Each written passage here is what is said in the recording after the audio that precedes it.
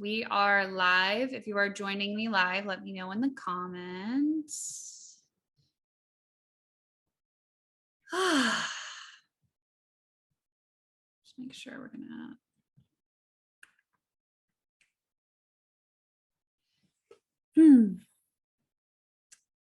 So I'm bringing you, for those of you that are on Facebook, I'm bringing you into Unearth, the flavor of my work that goes through literally all of my containers.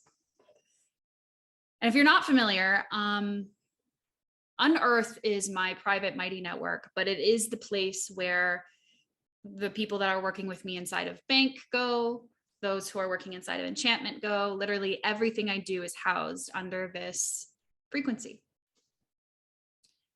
And, you know, over the last week or so, I've been feeling that I need to teach more publicly in certain areas, because working with me is a very slow process. And so part of me wants to let people know what that's like, but then also to really have you land in what it actually means to be inside of the field of Unearth. So whether you're joining me because you're in my containers and you're like, oh, I need a recalibration, or maybe you're just outside the field and you can feel the texture of it. And so if you're here live, thank you for joining. And if you're watching the replay, I would love to see you in the comments to let me know that you're here. But I want to walk you through a process first. And let me just make sure everyone's muted. There we go. There we go. Perfect.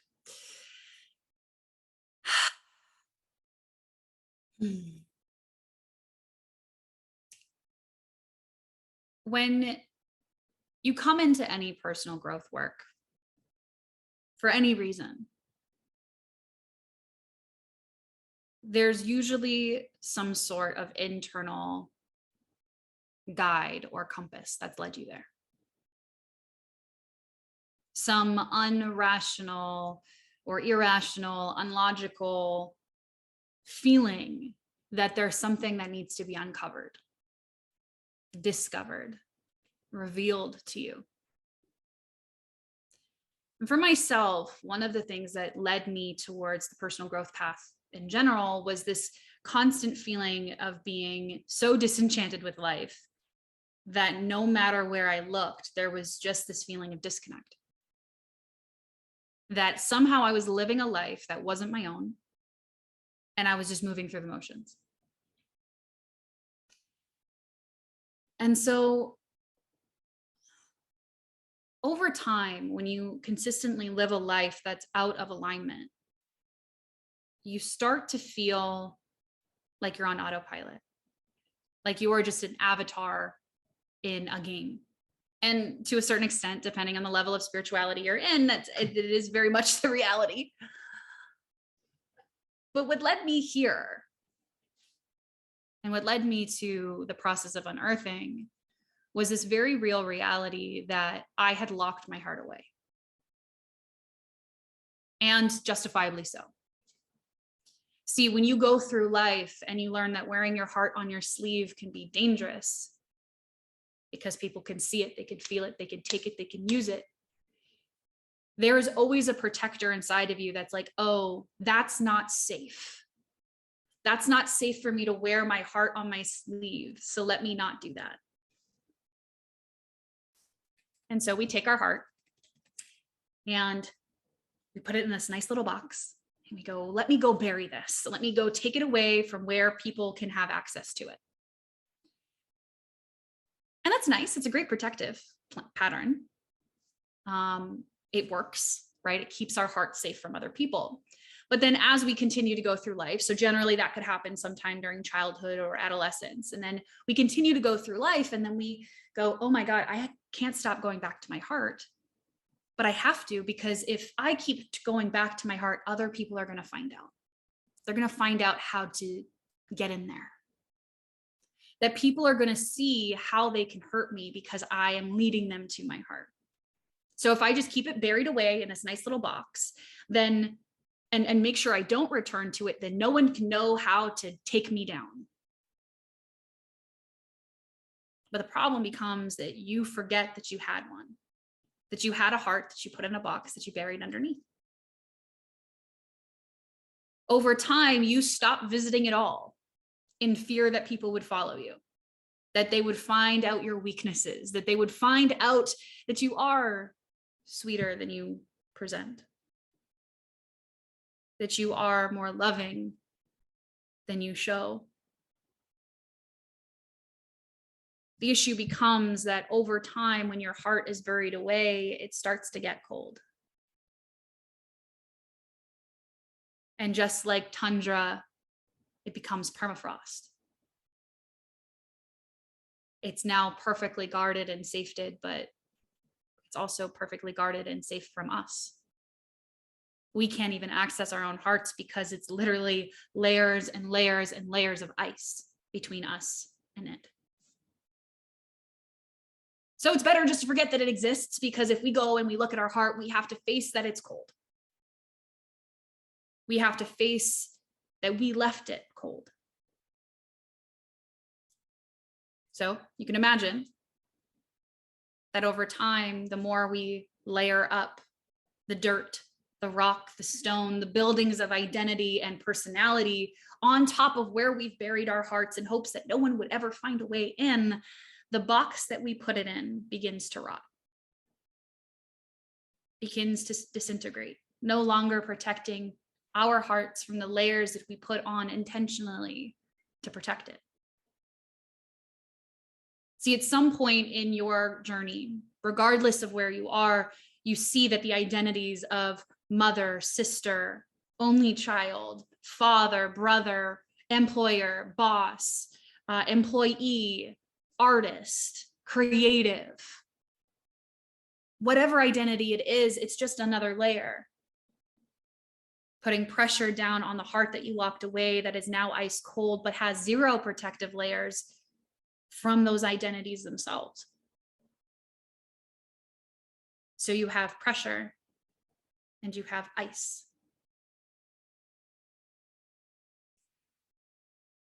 When you take both of these factors and you walk around through life guarded because your heart is too vulnerable, cold as stone because you've abandoned it for so long, and absolutely rigid because of every heavy layer of identity on top of it, you start to lose sensation.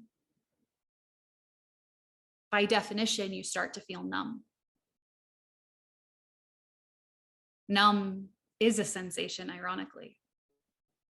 See, numbness doesn't mean you don't feel, it simply means that the range of which you can feel is now limited.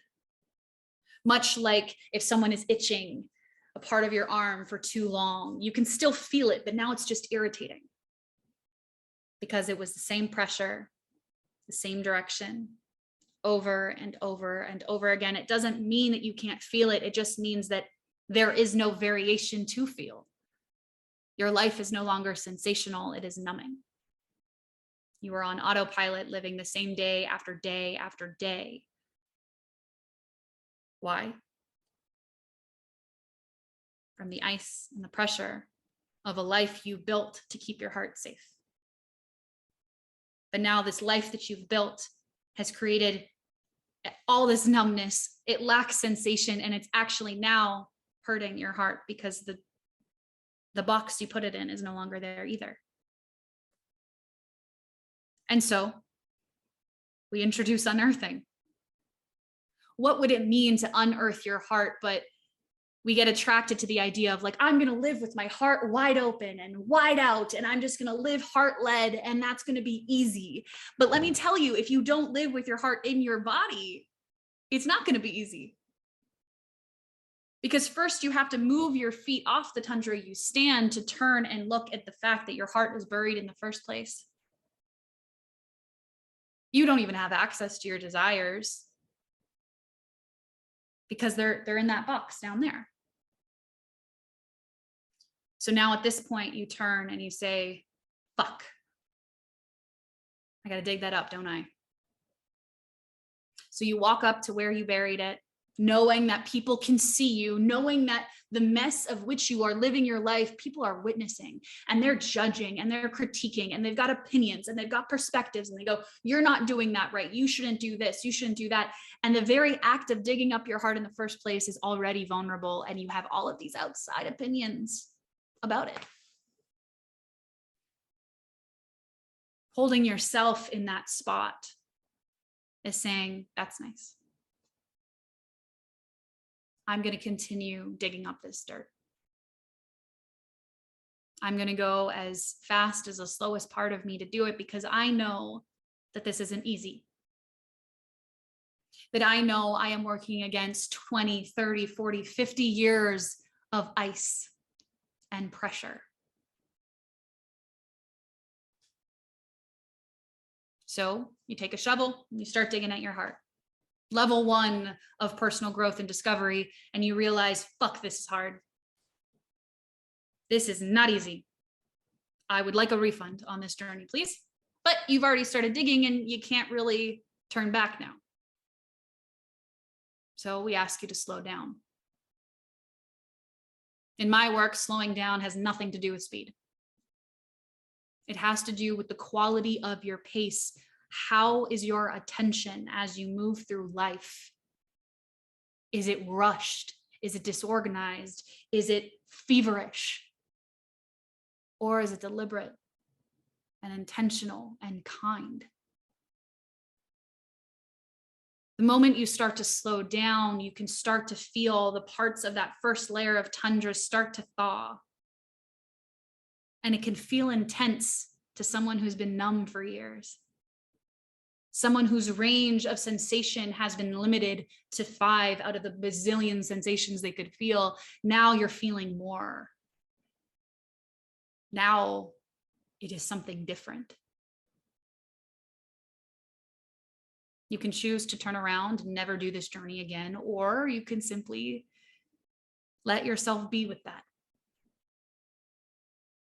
You can let yourself accept that there is a new sensation that you've never felt before,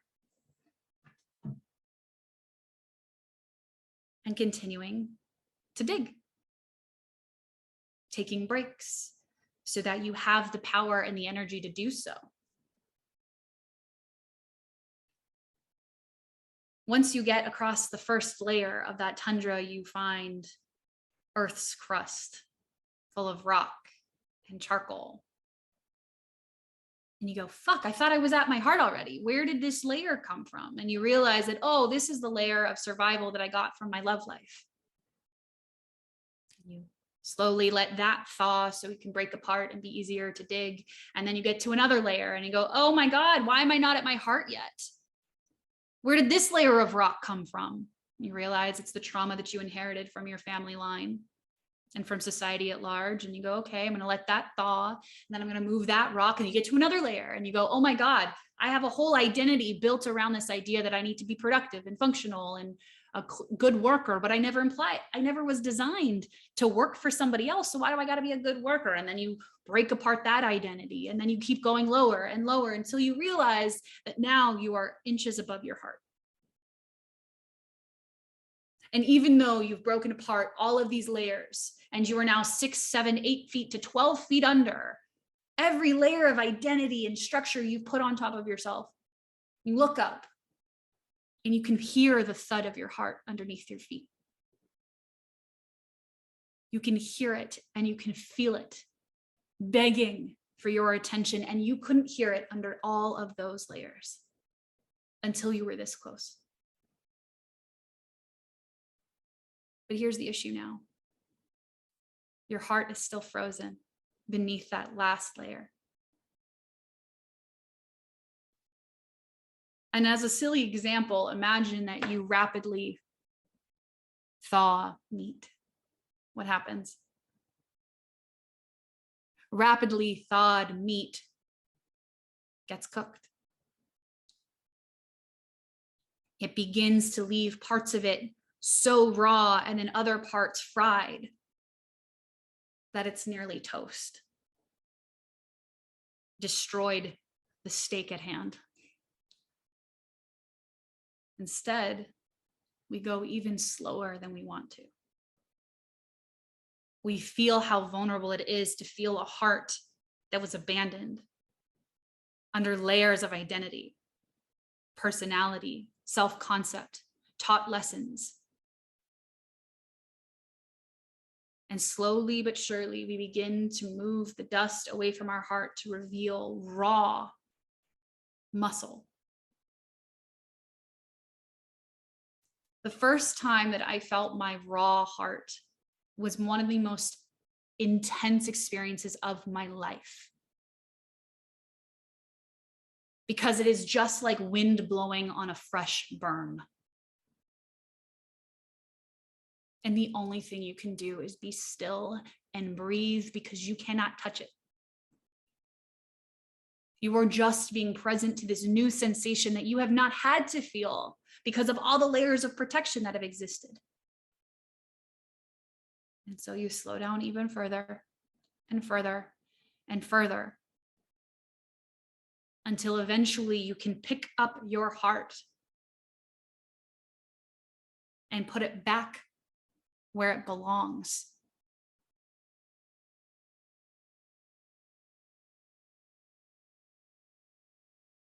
Most of us are not living in our bodies, let alone taking up full residence in our own heart that exists within it. Most of us have our hearts locked away out of protection. Most of us are adding layers to keep it protected. Most of us are not even returning to our hearts in case someone sees. We have so many protective mechanisms around our hearts that it's pretty impossible to live a life that's actually true, that's authentic, that's honest. So many ideas and self-concept, so many stories of who we should be, ought to be, would be, could be, instead of living it as who we are. However, holding yourself in the process of unearthing means that you cannot look at the day that you eventually get to pick up your heart and put it in your chest because you dismiss the slow process of thawing the tundra 1,000 times before it. You cannot be in a rush to grab your heart, stick it in your chest when it's still frozen. It'll only hurt even more. See, self-holding means giving yourself grace. This work is not instant. This work isn't fast. This work isn't quick. This work is painfully slow, particularly if you have an outcome in mind. And see, unearth the frequency of all of my work, really. It shows up in different ways, right? Those who are in my bank membership are on the journey of unearthing their innate wealth and seeing their stories about who they should be, ought to be, could be, would be, aren't actually true about who they actually are. And the moment they start touching who they actually are, things start to reshift around. And the moment life starts to shift, you're like, oh my God, I'm calibrating.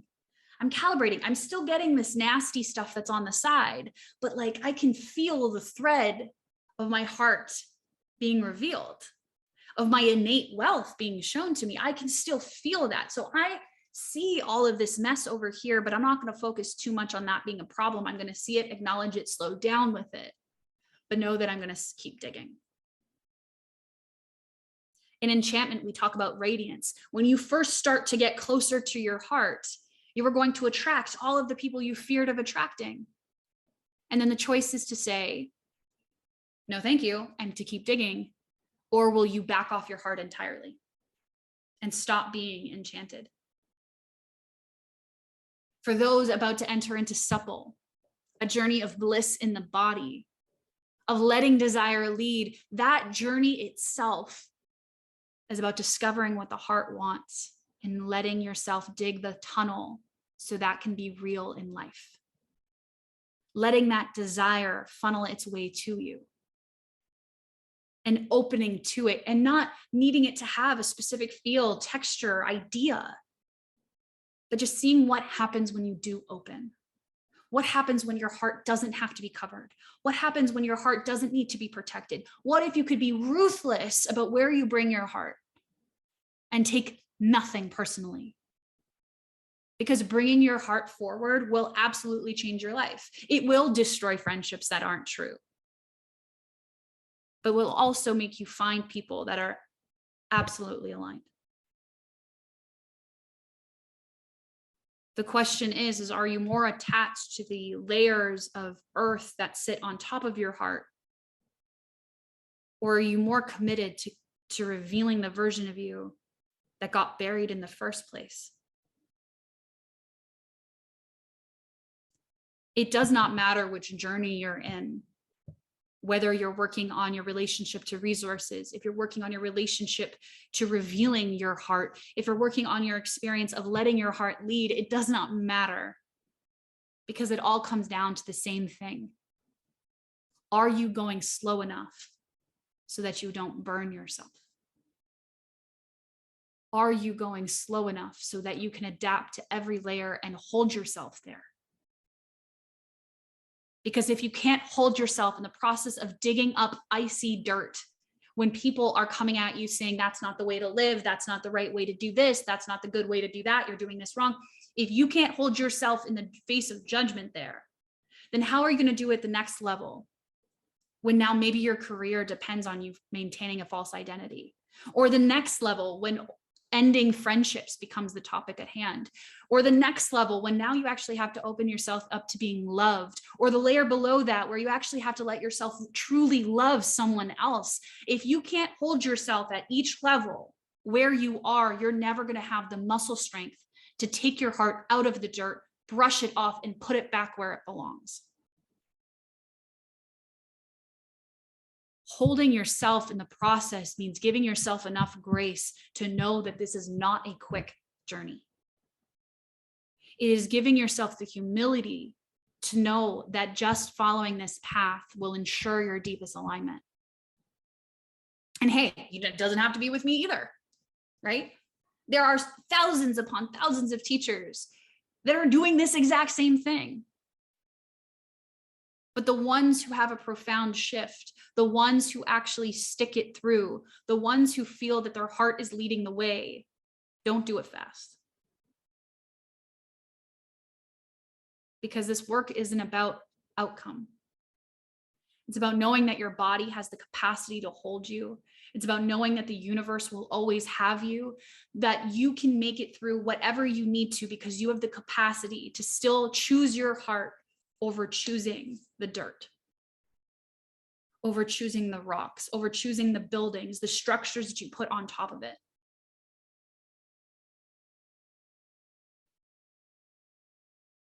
When it comes to holding yourself at every layer, for me personally, one of the things that I've had to do was really discover my own process. Sharing that process along the way, but really discovering, who do I need to be moment to moment to be a little more kind to the heart that I froze over 29 years? Even today, I found myself full of energy, and it was turning into this experience of anxiety, of nervousness.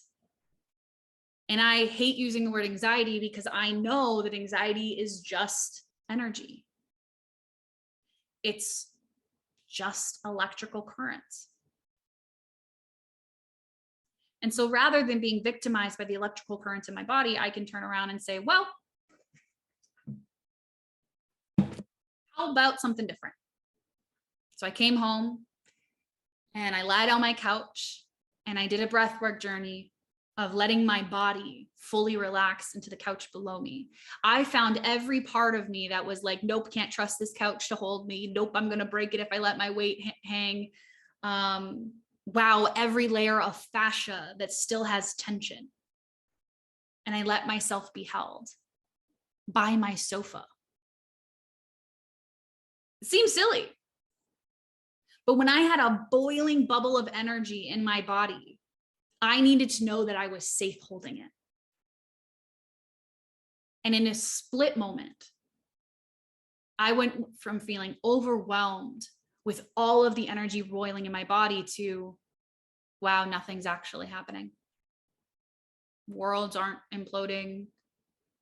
People aren't getting blown up. Like, I'm being held right now. I can hold all of this. Just simply in doing a practice of breath work, of journaling, of screaming, of crying, of dancing, of doing whatever, and finding your process to move energy when you need to and to hold energy when you need to, rather than being simply victimized by the process at all. Because imagine if you're trying to dig out your heart from layers upon layers upon layers of icy dirt and you're frustrated with it. Just imagine you nick your heart, because that's what you're doing. You're trying to get through it.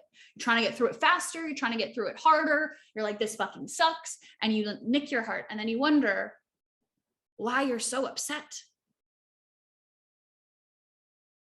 Because you're not holding yourself in the process. You can't go 48 hours at a time of digging. You need to have that moment of kindness. You need to have that moment of rest. You have to go into those midnight moments to be able to rise into the beautiful sunsets. You need that downtime.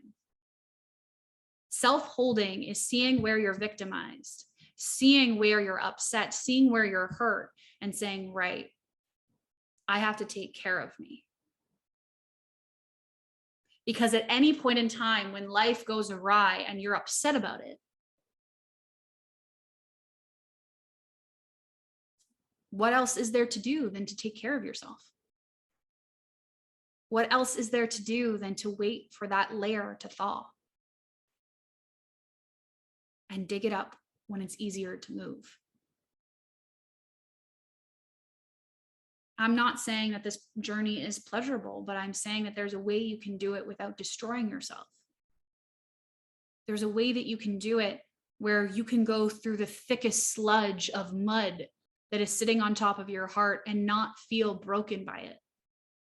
And not feel like this is the worst experience you'll ever have, because the worst experience you'll ever have is the one that you couldn't feel anything. This moment, no matter how painful, is always better than feeling nothing. It is always better than being numb, because it means that you're actually alive, and it means that you're actually living. It means that you're actually participating in your day-to-day life, in comparison of being a robot who is on autopilot.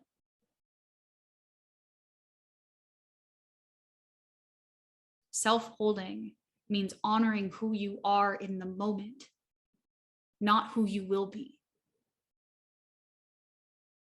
not who you could be if you never buried your heart in the first place, because that was necessary. At some point in our lives, we learned that to protect ourselves, we needed to do something. Take our hearts off our shoulders and put it away. And I will never fault someone for doing that, because it was needed. Whatever you needed when you were young to feel safe was needed, but now it's not. So now you have to do the work of bringing it back. And the thing is like, we could question, why was that necessary? Why is it necessary to have your heart be a part of your life? Because we have entire generations that by the time they're 40 years old are having nervous breakdowns because they live a life that's not actually theirs. We have generations of people on their deathbeds regretting every choice they ever made because they didn't make it from their heart. That's why we unearth. Because regret and resentment and remorse are evidence that we misallocated something, that we misplaced something. And it began with us misplacing our heart somewhere else, which we did on a whim of not knowing any other solutions. So whether you are in a container with me, or you are watching this live on Facebook or YouTube, I really want you to sit with what could be possible if you just did the work to bring your heart back.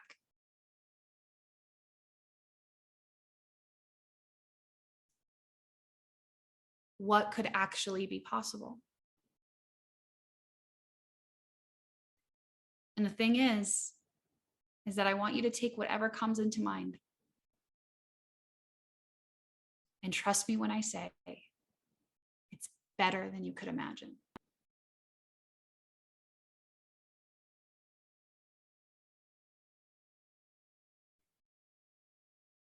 That what's actually possible goes beyond what your mind can comprehend. Because right now, you're still sitting layers of tundra above your heart. So only good can come from bringing it back up. So you can take a breath. You can take a breath and know that you've already begun this journey.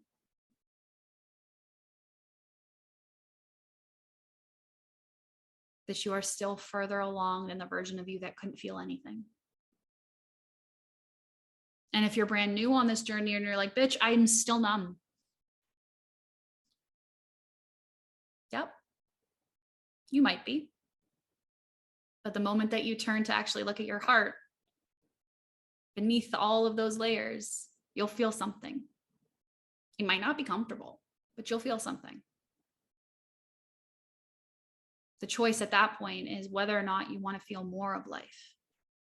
If you want to feel more of you in your life, or if you'll see that as an invitation to run.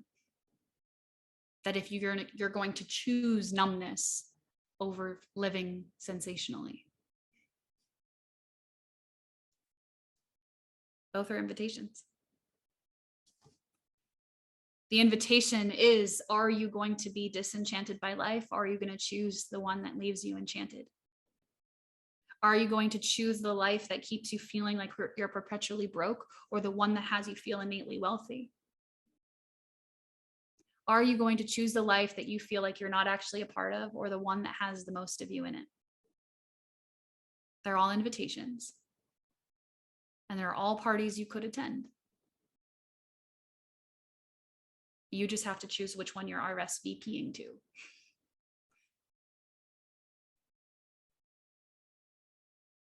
So if you are in the process of self-holding, I want you just to acknowledge where you are and see how kind you can actually be to yourself. Now, kind doesn't mean nice, but it sure does mean loving. And in the process of recovering your heart, owning your magic, there can be moments where you feel mean. Why can't I get this? Why can't I get this right? Why can't I get that right? Why am I doing this wrong? Why am I watching this pattern repeat itself for the 1,000th fucking time? And then ask yourself, is that loving? Is that loving? Or can you just be honest? Like, yeah, wow, I've really watched this pattern repeat again. You know, the loving thing here is to recognize that I cannot afford to have that boundary crossed again. Wow, the loving thing to realize is that I can't keep offering scholarships when I can't pay rent.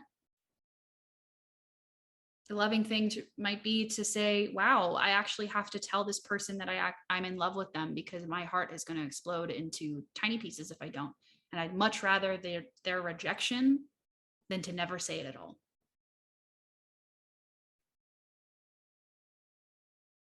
To unearth your heart is a very long process, but it's so worth it.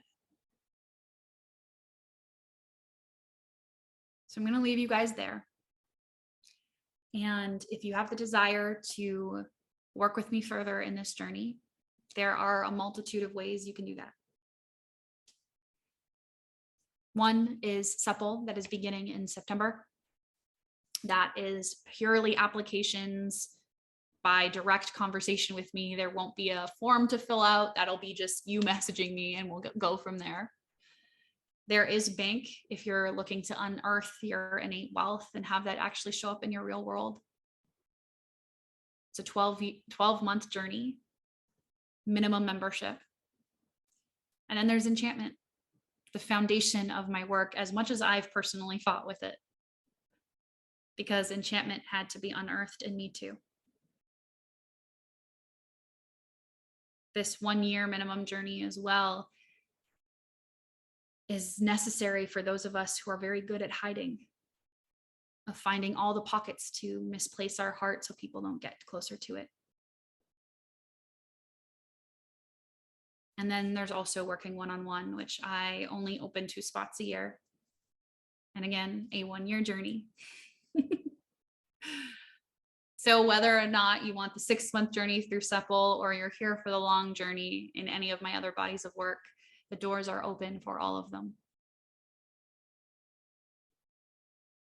And the only thing I ask you is that you feel the subtle threads of your heart beating underneath that layer of rock and choose to unearth it.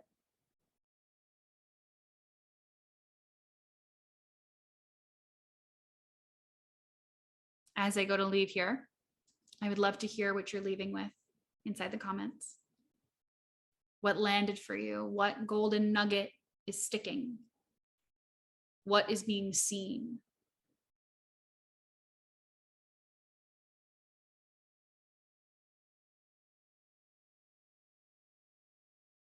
And I'll take a couple moments here and I'll go check Facebook, see if there's comments.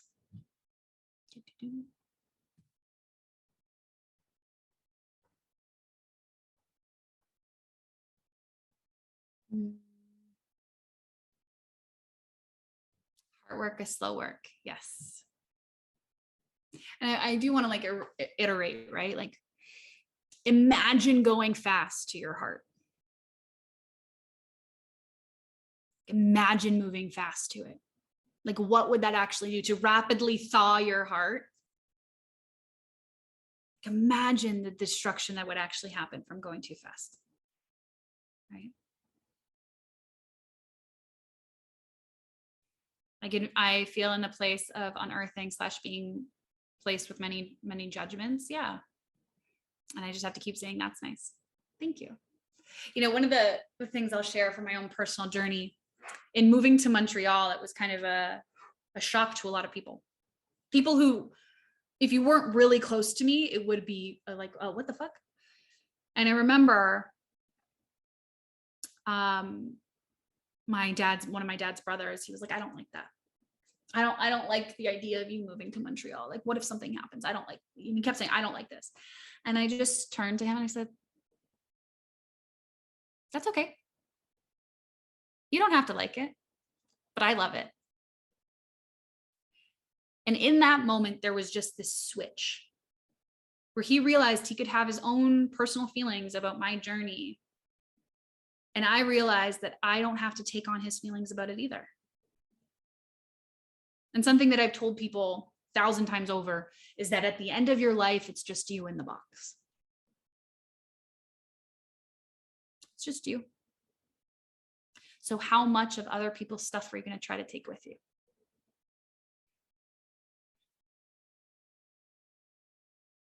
Great. It undermines a lot of how we're conditioned to gratify our desires. Yeah, right? We can feel the desire for something and then we're like, oh my God, I need to get that thing. But I'll tell you, when you actually do the process of unearthing, you start to realize how many of the things you think you desire aren't things you desire. Because the things that you desire will make you nauseous. Because the things that you actually desire will destroy the identity, the building, the layers above it. It will actually have it explode from the inside out. None of that can exist to have your real desires come forward. It's part of the reason why we bury our hearts in the first place. Because those truer desires are too vulnerable for the world. But not anymore. They don't have to be. So thank you guys so much for joining me today. For those of you that do work with me, please do digest this in the comments of this particular video once I post to Unearth. For those of you watching on Facebook or YouTube, I would love to hear what you're leaving this particular transmission with in the comments as well. And again, if you feel the call to work with me in any capacity, if you feel the call to come do supple, if you feel the call to join enchantment or bank, my door is open right now. So feel free to send me a message and we can get on a complimentary call and see what the best path for you is. Okay. Have a great night.